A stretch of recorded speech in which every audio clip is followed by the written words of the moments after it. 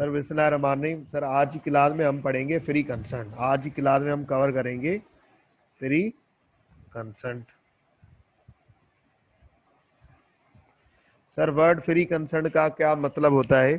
Sir free consent का ये मकसद होता है कि जब दो पार्टीज आपस में एग्री हो रही हो और दोनों पार्टीज एग्री हो रही हो आपस में एक ही ऑब्जेक्ट पे, दोनों का जो दिमाग हो ना वो एक ही चीज पे सेट हो, एक ही चीज पे सेट हो। सर ऐसे नहीं कि दोनों कुछ अलग अलग बातें, मतलब दोनों आपस में कॉन्ट्रैक्ट तो कर ले लेकिन समझ कुछ दोनों अलग अलग रही हो। जैसे कि सर मैं आपको एक एग्जांपल दूं। यहाँ पे मिस्टर ए है, ये मिस्टर ए है, ये मिस्टर बी है। ठीक है, लेट सपोजर ए के बाद दो कार्स हैं, ए के बाद दो कार्स हैं, ए के सर कोरे, ठीक है, ए के अल्टो। ठीक है, अब ए का जो दिमाग है ना, ए का जो दिमाग है ना वो आपस में ए सोच रहा है आपस में कि मैं जो है ना, सर ए आपस में सोच रहा है कि मैं जो है ना कोरे सेल करना चाह रहा हूँ 4 लाख रुपए की। ठीक है, अब ए के पास दो गाड़ियां हैं, एक कोरे एक अल्टो। ए ना दिमाग में खुद ही सोच रहा है कि मैं कोरे सेल करना चाहता हूँ 4 लाख रुपए की। बी समझ रहा है कि ए के पास एक ही गाड़ी है, बी समझ रहा है कि ए के पास कितनी गाड़ी है, एक ही गाड़ी है। और वो कौन सी गाड़ी है? वो इसके पास गाड़ी है अल्टो। इसको पता नहीं है कि इसके पास कोरे भी गाड़ी है। बी समझ रहा है कि ए के पास एक ही गाड़ी है और वो समझ रहा है कि इसके पास एक अल्टो ही है। बी इसको कहता है, ए को कहता है कि अब कहता किस तरीके से, यार ए मैं तुझसे ना गाड़ी परचेज करना चाहता हूँ, मैं तुझसे गाड़ी परचेज करना चाहता हूँ 4 लाख रुपए में। मैं तुमसे गाड़ी परचेज करना चाहता हूँ। लेट सपोज इसने बोला मैं तुमसे गाड़ी परचेज करना चाहता हूँ, ए ने बोला हाँ ठीक है 4 लाख रुपए में ले लो। अब बी समझ रहा है कि मैं इसे अल्टो परचेज करना चाह रहा हूँ। ए समझ रहा है कि बी को पता है कि ये मुझसे कोरे की बात कर रहा है और क्योंकि मैं कोरे ही सेल करना चाहता हूं। ना ए ने गाड़ी का नाम लिया है ना बी ने गाड़ी का नाम लिया है। बी समझ रहा है कि ए के पास एक ही कार है और वो है एल्टो, जबकि ए के पास है दो गाड़ियां, एक कोरे एक अल्टो। ए जो है ना वो उसके दिमाग में ये चल रहा है, उसका जो माइंड बना हुआ है कि मैं सर जो ये कोरे है वो सेल करूंगा 4 लाख रुपए। बी ने ए को बोला मुझे गाड़ी सेल कर दो, ए ने बोला ठीक है 4 लाख रुपए में ले लो। अब देखो ये ऑफर तो हो गया, एक्सेप्टेंस हो गया, लेकिन कंसर्न नहीं बना। सर कंसर्न कैसे नहीं बना? सर कंसर्न क्यों नहीं बना? दोनों ने जब एग्री कर लिया तो क्यों नहीं बना? सर इस वजह से नहीं बना क्योंकि इसका जो दिमाग है वो कुछ और सोच रहा है, इसका जो दिमाग है वो कुछ और सोच रहा है। कंसर्न जब बनता है, कंसर्न जब बनता है जब दोनों दोनों पार्टीज, जब कॉन्ट्रेक्चुअल पार्टीज, जब contractual parties, word contractual parties मतलब जो जो कॉन्ट्रैक्ट में इन्वॉल्व हैं, जो जो कॉन्ट्रैक्ट में इन्वॉल्व हैं, तीनों चारों छह, जब कॉन्ट्रेक्चुअल पार्टीज सेम ऑब्जेक्ट पे इन्वॉल्व हो, सेम ऑब्जेक्ट पे सर एग्रीड हो, सेम ऑब्जेक्ट पे एग्रीड हो और दोनों का दिमाग, दोनों का दिमाग जो है ना आइडेंटिकल हो, सेम ऑब्जेक्ट पे एग्रीड हो और उनका दोनों का जो माइंड सेट हो ना, दोनों का जो माइंड सेट हो ना सर, वो दोनों का माइंड सेट सर क्या हो? सर दोनों का माइंड सेट आइडेंटिकल हो। आइडेंटिकल, आइडेंटिकल मतलब एक जैसा हो। ऐसे नहीं कि कोई अल्टो के लिए सोच रहा है तो कोई कोरे के लिए सोच रहा है। सर कंसर्न कब, सर कंसर्न कब फ्री समझा जाएगा? सर कंसर्न जब फ्री समझा जाएगा। कंसर्न का मकसद ये होता है जबकि ए इसको बोलता कि मैं तुझे कोरे सेल करना चाहता हूँ और बी भी यही समझता कि हाँ मैं इससे कोरे खरीदना चाहता हूँ। जब ये बात एक दूसरे को बता दें, कम्युनिकेट करने, भाईजान मैं तुझसे जो गाड़ी खरीदना चाहता हूँ ना वो तेरी कोरे, तुम्हारे पास जो कोरे है ना वो खरीदना चाहता हूँ, कोरे कार में खरीदना चाहता हूँ। अब दोनों आइडेंटिकल हैं, अब दोनों एक ही पेज पे हैं, अब दोनों के दरमियान कोई गलत फहमी का शिकार नहीं है। तो सर इसको बोला जाता है कंसर्न। अब बात ये है कंसर्न के लिए ना, फ्री कंसर्न ऑब्टेन करने के लिए ये भी जरूरी होता है कि एक बंदा एक वैलिड कॉन्ट्रैक्ट के लिए फ्री कंसर्न होना जरूरी है। सर फ्री कंसर्न होने के लिए क्या होना चाहिए? लेट सपोज सर ये जो ए है ये बी को कह रहा है मैं तुझे अपनी गाड़ी सेल करना चाहता हूँ, मैं तुझे अपनी गाड़ी सेल करना चाहता हूँ। ठीक है ना? सर कोरे गाड़ी सेल करना चाहता हूँ। अब बी यहाँ पे जो फैसला करे ना ऑफर को एक्सेप्ट करने के लिए, वो अपने खुले दिमाग से करे, अपने फायदे, अपने मफादात, अपने नुकसान, सारी चीजें देख के फ्री ऑफ माइंड वो सर अपने लिए फैसला करे। सर जब भी वो फ्री कंसर्न बोला जाएगा, सर खुल के ही फैसला करेगा ना। आप ये कैसी बातें करेंगे कि खुल के फैसला नहीं कर सकता? सर हो सकता है ए ने किसी बंदे से सिफारिश करवा के या गुंडे भेज के, या ए खुद इसके पास पिस्टल लेके चला गया और उसको धमकी दे के, धमकी को अंग्रेजी में लॉ की लैंग्वेज में क्या बोलेंगे सर? धमकी को अंग्रेजी में लॉ की लैंग्वेज में बोलेंगे कोर्शन। क्या बोलेंगे सर? बोलेंगे कोर्शन। सर सर इसको बी को धमकी दे दे, बंदूक रखे सर, गन पॉइंट सर पे सर रख के उसको बोले कि तू मुझसे कोरे खरीद ले, हाँ बोल, हाँ बोल, इस पे साइन कर। तो अब देखें, अब बी की मर्जी ना भी हो, अब वो सर अगर वो इस धमकी के चक्कर में वो क्या करे, एग्रीमेंट पर साइन कर ले, तो उसका मतलब उसकी मर्जी नहीं थी। सर गन पॉइंट पे रख के उससे एग्रीमेंट एग्री करवाया गया, तो सर ये फ्री कंसर्न नहीं कहलाया जाएगा। ठीक है ना सर? ये फ्री कंसर्न नहीं कहलाया जाएगा। सर दूसरी चीज, ये मतलब अपने उसने अपने दिल से फैसला नहीं किया। ठीक है ना? अब दूसरा एग्जांपल कब फ्री कंसर्न नहीं माना जाएगा? सर दूसरा एग्जांपल ये है कि यार अब देखो, ये है ए, ये बी, ठीक है ना? ए ने बोला बी को, ए ने बोला बी को कि तू मुझसे सर लेट सपोज करोला ले ले, करोला ले ले कितने की? सर ये 20 लाख रुपए की, 20 लाख रुपए की ये मुझसे तू ले ले। ठीक है? अब बी की मर्जी है कि वो यहाँ पे फैसला करे, अगर खुले दिमाग से सब कुछ उसको पसंद आए जब भी जाके फैसला करे तो फ्री कंसर्न।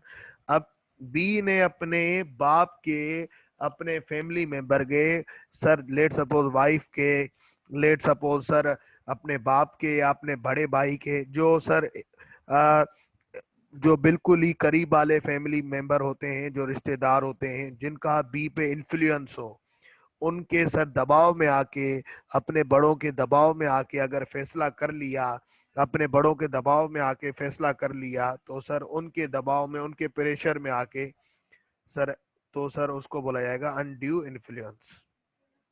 तो सर ये भी फ्री कंसर्न नहीं कहलाया जाएगा, ये भी फ्री कंसर्न नहीं कहलाया जाएगा। ठीक है ना?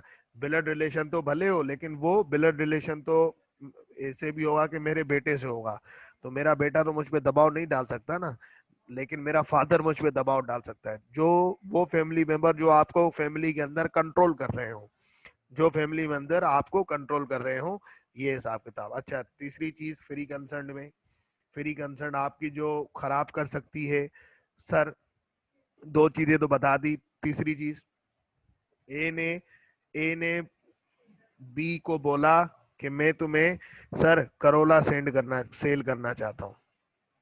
अब ए के बाद है दो करोला, एक है रेड, एक है वाइट। ठीक है ना? इसको नहीं पता कि बी के पास, ए के पास कौन सी है, इसको नहीं पता, बी को नहीं पता, इस बी को नहीं पता कि ए के पास कौन सी करोला है, रेड भी है या वाइट भी है। ठीक है ना? इसने क्या किया, बी के साथ किया फ्रॉड, बी के साथ किया फ्रॉड, फ्रॉड करके, बी के साथ फ्रॉड करके, धोखा करके इससे कंसेंट ऑब्टेन कर लिया। जैसे कि ये ये व्हाइट करोला थी, इसने पूछा बी ने, तुम्हारी व्हाइट करोला कौन सा मॉडल है? रियल में थी ये 2010, इसको इसने बताया कि 2012 है। ठीक है ना? जानबूझ के फ्रॉड का, फ्रॉड और मिस्टेक में क्या फर्क होता है? फ्रॉड और मिस्टेक में ये फर्क होता है कि मिस्टेक मतलब जो कि जानबूझ के ना हो, जो कि अनजान में हो जाए। फ्रॉड का क्या फर्क होता है सर? जो जबकि मैं सर जानबूझ के बोलूं, जो चीज में जानबूझ के सर मैं एक सामने वाले बंदे को गलत बताऊं, एक सामने वाली पार्टी को गलत बताऊं, उसको धोखा देने के लिए, सर उसको फ्रॉड बोला जाता है।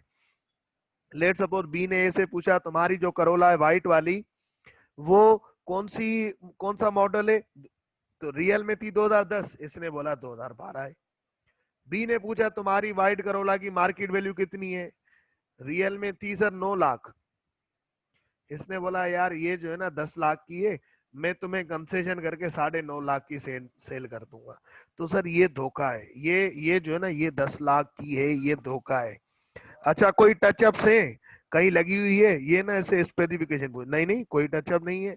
अच्छा पेंटेड है, नहीं नहीं पेंटेड नहीं है, जबकि रियल में पेंटेड है। जब जानबूझ के गलत चीजें बता के इससे मर्जी ऑब्टेन की जाए, इससे एक्सेप्टेंस ली जाए, तो ये भी फ्री कंसर्न नहीं कहलाया जाएगा। जब गलत चीजें बता के, जब फ्रॉड करके सामने वाले की एक्सेप्टेंस ली जाए, सर बिल्कुल होता है केस, बिल्कुल होता है। ऐसे बहुत सारे केसेस होते हैं जब कोई आपको गलत स्पेसिफिकेशन बता के आपसे फ्रॉड करके कोई एग्रीमेंट किया जाए, बहुत सारे जिंदगी में ऐसे केसेस होते हैं। ठीक है ना। तो ये तो मैंने आपको एक केस बता दिया, वरना ऐसे ये तो मैंने आपको एक इजी करने के लिए गाड़ी का केस दे दिया जो कि आपको रियल नहीं लग रहा, वरना जिंदगी में ऐसे बहुत सारे केसेस होते हैं जिसके अंदर ना ये हिसाब किताब चल रहा होता है। ठीक है ना।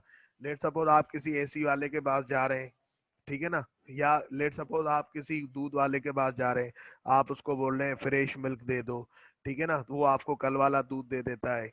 ठीक है ना। तो ये भी एक फ्रॉड है, एक तरीके का ये भी एक फ्रॉड है। हम यहाँ पे पाकिस्तान के अंदर केस वगैरह नहीं करते, बाहर के ममालिक में इसके ऊपर केस वगैरह किए जाते हैं। ठीक है ना। तो सर ये हिसाब किताब है। अच्छा सर आगे बढ़ते हैं, उसके अलावा फ्री कंसर्न और कैसे कैसे हमारा खराब किया जा सकता है। सर लेट सपोज ए ने बी को ए ने बी से कॉन्ट्रैक्ट किया, ए ने बी से कोई भी ऑफर की, किसी भी चीज की ऑफर की, ठीक है। बी को बी को सर इसने ना ए ने बी को ऑफर की, ठीक है ना। अब सर यही वो वाला हिसाब किताब जो ऊपर बढ़ के आए कि तुमसे कोरे ले लो और एल्टो, इसके बाद दो गाड़ियां, एक एल्टो है एक कोरे है। ए सेल करना चाहता है बी को कोरे, बी समझ रहा है कि ये मुझे एल्टो सेंड करना चाह रहा है। अब ए के दिमाग में कुछ और है, बी के दिमाग में कुछ और है। ए की नीयत भी साफ है, बी की नीयत भी साफ है। ए समझ रहा है कि बी मुझसे कोरे खरीदना चाहता है, बी समझ रहा है कि ए मुझको अल्टो सेल करना चाहता है। बी समझ रहा है कि ए मुझे जो सेल करना चाहता है गाड़ी, वो अल्टो सेल करना चाहता है। ए समझ रहा है कि बी मुझसे जो गाड़ी खरीदना चाहता है वो कोरे खरीदना चाहता है। ठीक है ना। अब देखो यहाँ पे मैचिंग ऑफ माइंड्स नहीं, लेकिन दोनों पार्टीज की नीयत सही है। तो अब देखो यहाँ पे क्या फ्री कंसर्न हुआ? नहीं सर। क्यों? क्योंकि मिस्टेक है, क्योंकि कॉन्ट्रैक्ट के अंदर मिस्टेक है। दोनों पार्टीज आपस में उनका कंसर्न नहीं है और वो सर मिस्टेक है। ठीक है ना। तो इस हिसाब से आ जाए सर, हैंड आउट पे आ जाए, आ जाए बुक के अंदर आ जाए। ठीक है ना। तो अब यहाँ से लेके मैं रीड करूंगा ये इफेक्ट ऑफ जिस कॉन्ट्रैक्ट के अंदर सर आपका फ्री कंसर्न नहीं होगा, वो एग्रीमेंट वैलिड नहीं कहलाया जाएगा और लॉ के अंदर वो सर इन्फोर्सिबल नहीं हो सकता, वो कोर्ट के अंदर चैलेंज नहीं किया जा सकता। ठीक है ना। तो सर आप ये पूरा रीड करेंगे, ये पूरा रीड करेंगे, ये यहाँ तक रीड करेंगे, उसके बाद मैं इसको आगे बता रहा हूँ। यहाँ तक रीड करें, जल्दी से बताएं, तो उसके बाद मैं इसको ना आगे समझा रहा हूँ एक एक चीज को। ये कोर्शन को, अनड्यू इन्फ्लुएंस को, फ्रॉड को, मिसरिप्रेजेंटेशन को, मिस्टेक को, एक एक चीज को हम डिटेल में पढ़ने वाले हैं।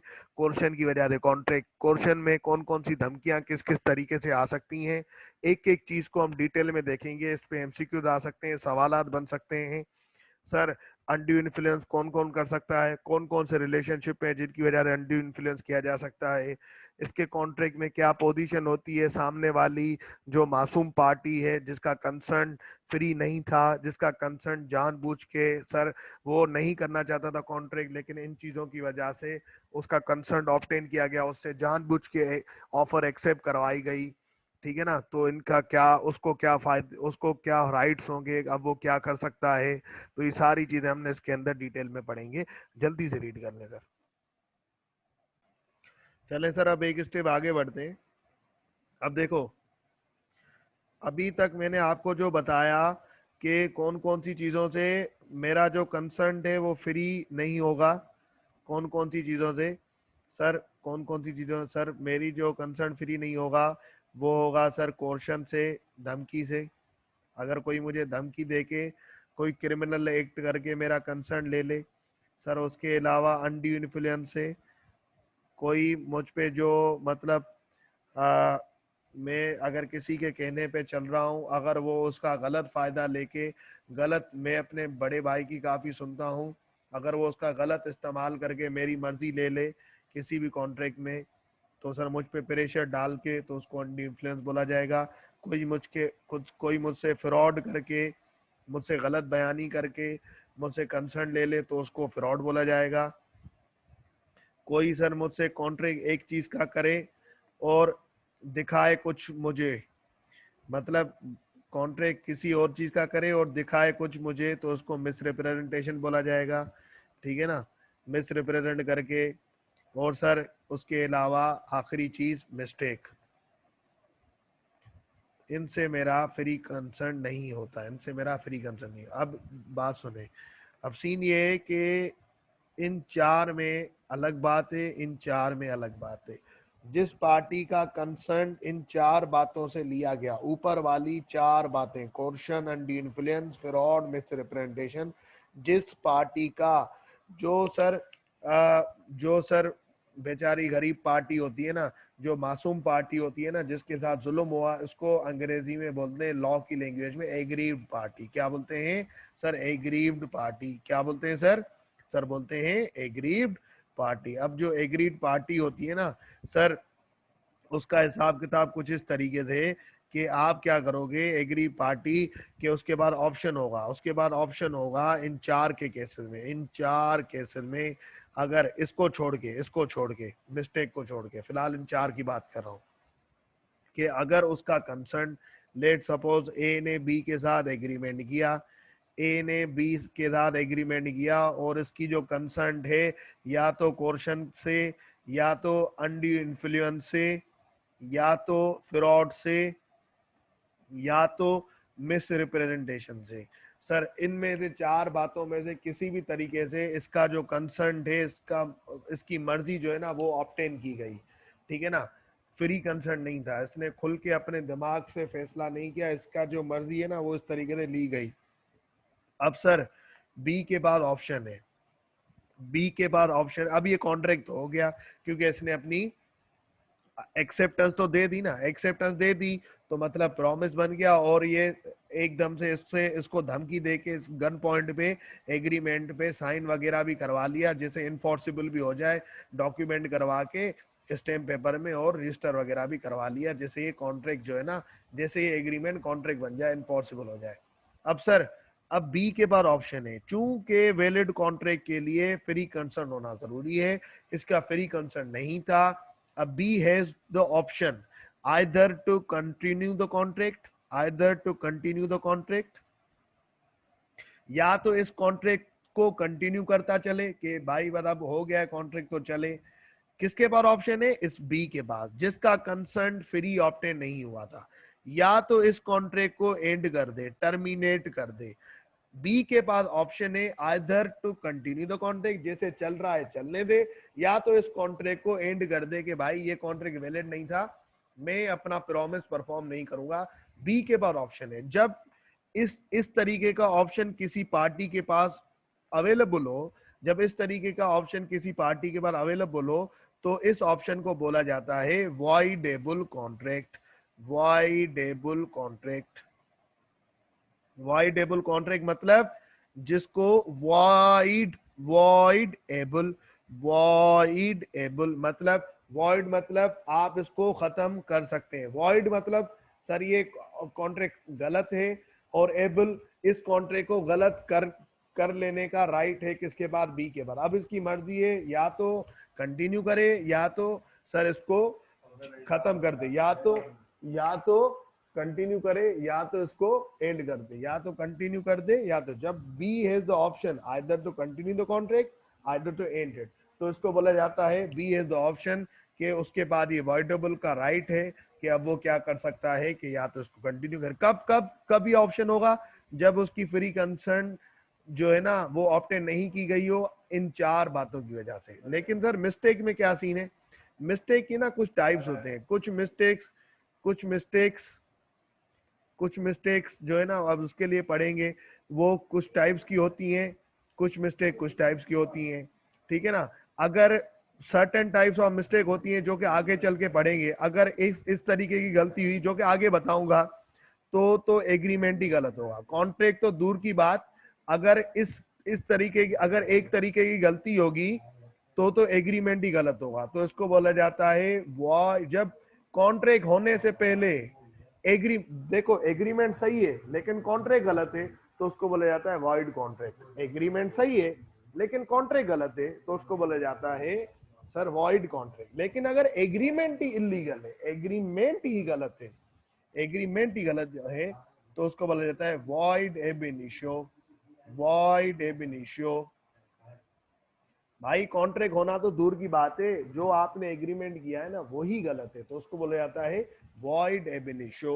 ठीक है ना। लेकिन अगर एग्रीमेंट सही था, कॉन्ट्रैक्ट गलत है, इनफोर्सेबल नहीं हो सकता तो उसको बोला जाता है वॉइड कॉन्ट्रैक्ट। उसको बोला जाता है वॉइड कॉन्ट्रैक्ट। ठीक है ना। इसी तरीके से अब देखो कुछ मिस्टेक इस तरीके की होती है लॉ में। अगर इस टाइप की मिस्टेक हो, लेट सपोज, वो आगे बताऊंगा कौन सी टाइप की मिस्टेक, तो उसके अंदर एग्रीमेंट वॉइड एब इनिशियो होगा। लेकिन अगर इस टाइप की मिस्टेक हो, लेकिन अगर इस टाइप की मिस्टेक हो तो सर इसके अंदर क्या होगा? इसके अंदर ये होगा कि अब ये जो अगर इस तरीके की गलती हो जाए ना, ये इस तरीके की गलती हो जाए तो ये अब जो कॉन्ट्रैक्ट है ना, वैसे अब इस बी का फ्री कंसर्न तो नहीं ऑब्टेन किया गया क्योंकि मिस्टेक हो गई, लेकिन बी बेचारे का भी तो कसूर नहीं था। मिस्टेक का मकसद ये होता है कि ना इसका कसूर ना इसका कसूर, बीच में गलती हो गई दोनों से। अब लेट सपोज इस तरीके की गलती हुई, इस तरीके की गलती हुई तो एग्रीमेंट ही गलत है। लेकिन अगर इस तरीके की गलती दोनों से हो गई तो फिर ये कॉन्ट्रैक्ट कंटिन्यू करना पड़ेगा। तो फिर ये कॉन्ट्रैक्ट कंटिन्यू करना पड़ेगा। फिर इस पार्टी का फ्री कंसर्न ऑप्टेन नहीं किया गया था जब भी इसके पास वॉइडेबल का ऑप्शन नहीं होगा। वॉइडेबल का ऑप्शन जो ऊपर था वो नहीं होगा, ये कॉन्ट्रैक्ट कंटिन्यू करना पड़ जाएगा। ठीक है ना। ए और बी, ए ने ऑफर की बी को, ना बेचारा ए गलत है ना बी गलत है। अगर इस तरीके की गलती हुई, अगर इस तरीके की गलती हुई, ये कौन सी गलती है ये आगे चल के पढ़ेंगे, तो सर एग्रीमेंट ही गलत होगा। एग्रीमेंट ही गलत है। कॉन्ट्रैक्ट होना तो दूर की बात, कुछ भी नहीं हो सकता। अगर दोनों ने भले एक्सेप्ट कर लिया हो, कुछ भी कर लिया हो, ये एग्रीमेंट ही गलत है। ठीक है ना। लेट सपोज इस तरीके की गलती हुई और दोनों के बीच में इस तरीके की गलती हुई तो सर ए ने भी ऑफर की थी, बी ने भी एक्सेप्ट कर ली थी और दोनों आपस में गलती कर रहे थे। अब ना बेचारा ए का कसूर है ना बी का कसूर है, लेकिन बी का कंसर्न फ्री नहीं ऑब्टेन किया गया, मिस्टेक की वजह से ऑब्टेन है। लेकिन ए बेचारे की तो गलती नहीं है ना, बी खुद से गलत समझ रहा था। तो सर क्या इस बी का कंसर्न ऑब्टेन फ्री कंसर्न नहीं था, क्या बी के बाद वॉइडेबल का ऑप्शन होगा? नहीं। Either to continue the contract और एंड टू कॉन्ट्रैक्ट ऑप्शन होगा? नहीं सर, दोनों को कंटिन्यू करना पड़ेगा, दोनों को कंटिन्यू करना पड़ेगा।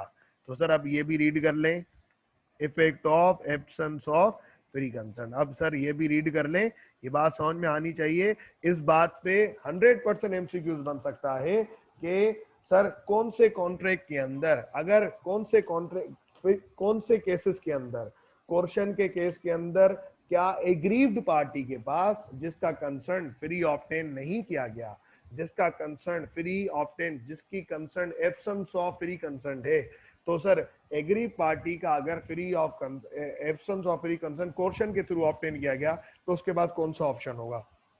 आप बोलेंगे अवॉइडेबल। सर अगर अनड्यू इन्फ्लुएंस से ऑब्टेन किया गया आप बोलेंगे अवॉइडेबल। सर मिस रिप्रेजेंटेशन से ऑब्टेन किया गया आप बोलेंगे अवॉइडेबल। सर अगर मिस्टेक से ऑप्शन किया गया, तो मिस्टेक से ऑब्टेन किया गया तो फिर दो बातें आ जाएंगी।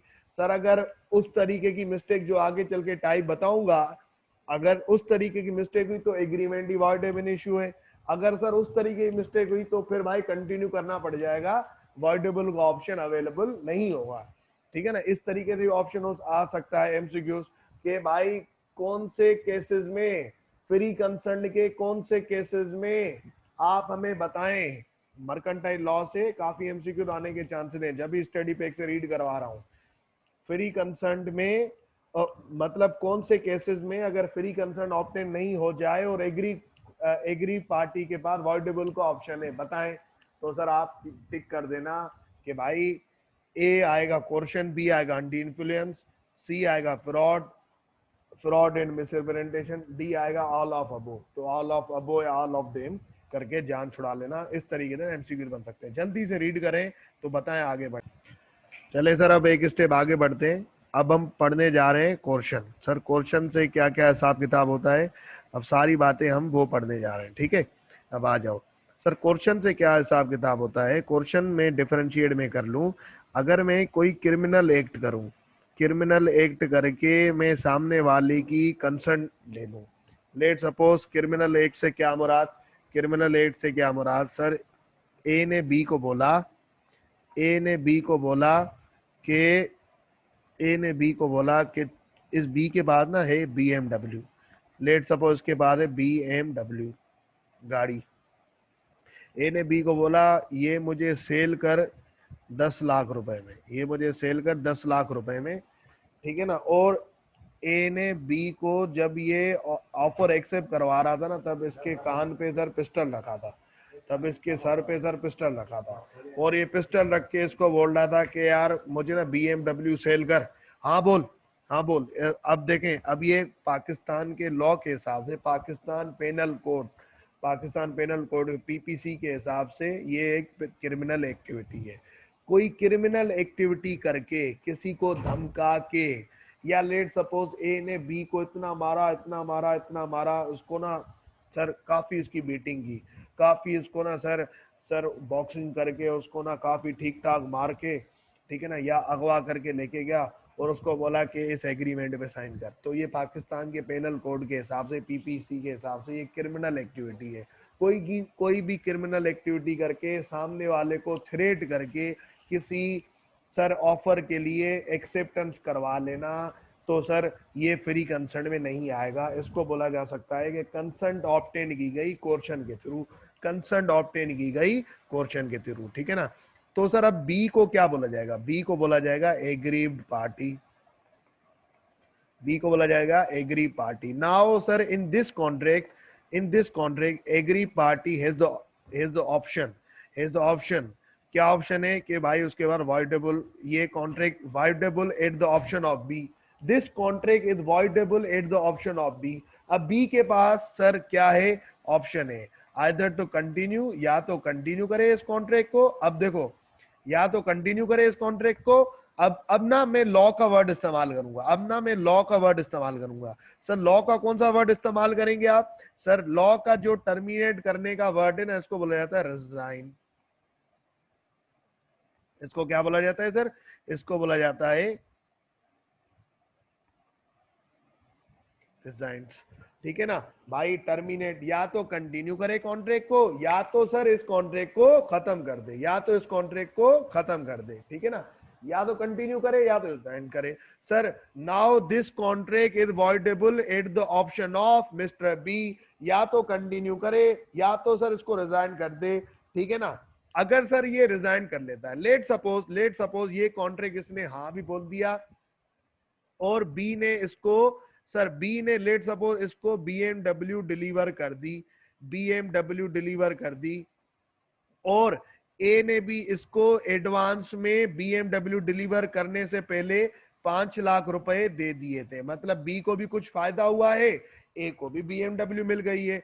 अब अगर बी ने कंटिन्यू किया तो बात खत्म हो गई और कॉन्ट्रैक्ट खत्म हो जाएगा, दोनों पार्टी ने परफॉर्मेंस दे दी। लेकिन ए ने बोला नहीं, मैं इस कॉन्ट्रैक्ट को खत्म करना चाहता हूं, तो फिर क्या होगा, तो ये होगा कि भाई जो एग्री पार्टी है ना, जो एग्री पार्टी है उसको अगर कोई बेनिफिट मिला है, एग्री पार्टी को इस कॉन्ट्रैक्ट की वजह से जो बेनिफिट मिला है वो उसको रिटर्न करना पड़ेगा, वो उसको क्या करना पड़ेगा, रिटर्न करना पड़ेगा। अब यहाँ पे एग्री पार्टी को क्या बेनिफिट मिला है, सर एग्री पार्टी को जो बेनिफिट मिला है वो मिला है 5 लाख रुपए, 5 लाख रुपए। अगर बी इस कॉन्ट्रैक्ट को खत्म करना चाहता है तो बी को 5 लाख रुपए वापस करने पड़ेंगे, बी को 5 लाख रुपए वापस करने पड़ेंगे। सर जब बेनिफिट्स वापस किए जाते हैं, जब बेनिफिट्स वापस किए जाते हैं तो कॉन्ट्रैक्ट की लैंग्वेज में इस बेनिफिट्स के रिटर्न को क्या बोला जाता है, सर रेस्टिट्यूशन। सर क्या बोला जाता है, सर बोला जाता है रेस्टिट्यूशन। क्या बोला जाता है भाईजान, सर जब मैंने जब ऑप्शन हो voidable at the option of, जब कॉन्ट्रैक्ट हो voidable at the option of agree party. Sir जब जब जब कॉन्ट्रैक्ट हो voidable at the option of agree party और सामने वाली पार्टी कॉन्ट्रैक्ट को रिजाइन कर दे, और अगर उसको कोई सर कॉन्ट्रैक्ट, और अगर इसको कोई सर क्या हुआ हो, कोई बेनिफिट रिसीव हुआ हो और उस बेनिफिट को वो रिटर्न करे, और इस बेनिफिट को वो रिटर्न करे, और इस बेनिफिट को रिटर्न करे, तो उसको क्या बोला जाता है, रेस्टिट्यूशन। तो सर इस हो सकता है इस पार्टी को भी कोई बेनिफिट रिसीव हुआ हो। लेट सपोज कोई बीएमडब्ल्यू या कोई भी बेनिफिट अगर रिसीव हो गया है, तो इसका भी फर्ज है कि वो इस एग्री पार्टी को रिटर्न कर दे, वो इस एग्री पार्टी को क्या कर दे सर, रिटर्न कर दे। ठीक है ना, तो सर वो भी क्या करेगी, रीपे कर देगी। तो अगर सर मैं इस बात को कंक्लूड करूं, तो क्वेश्चन क्या होता है, क्वेश्चन ये होता है कि जब भी किसी सामने वाली पार्टी का आपने कोई क्रिमिनल एक्टिविटी करके, उसको धमकी देके, उसको सर मार के, उसको गन पॉइंट रख के, अगर आपने उसकी अगवा करके सर आपने उसका कंसर्न लिया, आपने उसके बेटे को अगवा करके कोई कॉन्ट्रैक्ट कर, पाकिस्तान पेनल कोड के हिसाब से आपने कोई ऐसी एक्टिविटी करके उसका कंसर्न ले लिया, उसकी मर्जी ले ली, तो सर इस कॉन्ट्रैक्ट को बोला जाएगा कि फ्री कंसर्न नहीं है सर, ये वैलिड कॉन्ट्रैक्ट नहीं है। अब बी के पास ऑप्शन है, अब बी की क्या सिचुएशन है, बी के पास ऑप्शन है either to now this contract becomes voidable at the option of B, कि कंटिन्यू करे या रिजाइन करे। अगर कंटिन्यू करता है तो कुछ नहीं, अगर रिजाइन करता है तो दो बातें और खुल जाती हैं, फिर बी को रेस्टिट्यूशन करना पड़ेगा। अगर कोई इसने बेनिफिट रिसीव किया है, अगर किया है तो सर अगर एंड कर रहा है और फिर भी बेनिफिट कोई रिसीव किया है तो वो वापस कर दे, और अगर जो अगली पार्टी है वो उसको भी, उसके ऊपर भी फर्ज है, अगर उसने कोई बेनिफिट रिसीव किया है तो वो भी रीपे कर दे, वो भी रीपे कर दे। तो सर ये हो गया हमारा क्वेश्चन, ये हो गया हमारा क्वेश्चन। सर हम यहां से लेके ये पूरा रीड करेंगे, और ये इफेक्ट्स ऑफ क्वेश्चन भी हम रीड करेंगे। ठीक है ना, और ये सर पूरी इलस्ट्रेशन वगैरह आप रीड करें, मुझे जल्दी से बताएं, ताकि सर हम जो है ना फिर सर हम जो है ना अनड्यू इन्फ्लुएंस कवर कर सकें। जल्दी से बताएं, जल्दी सर।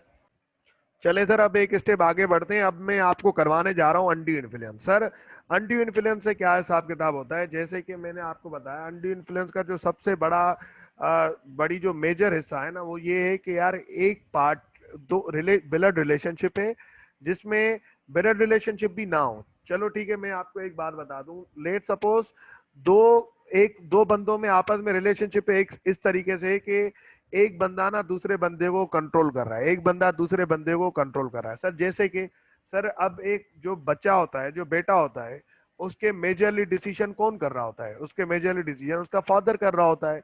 सर अब ये एक हो गया। दूसरा ये कि अब देखो एक माइनर बच्चा है, उसका उसको संभाला एक गार्डियन, ठीक है ना, उसको संभाला एक गार्डियन, ठीक है ना, तो अब वो कंट्रोल कौन कर रहा है, उसको गार्डियन कर रहा है। तो सर अब वो गार्डियन की सुनता है, तो वो जो गार्डियन है ना, तो सर वो भी, ये भी यहाँ पे ना एक रिलेशनशिप ऐसा है कंट्रोलिंग वाला। सर तीसरा रिलेशनशिप ट्रस्ट वाला, फिड्यूशरी रिलेशनशिप ट्रस्ट वाला, जैसे सर प्रिंसिपल और एजेंट का हो सकता है, ट्रस्ट वाला रिलेशनशिप।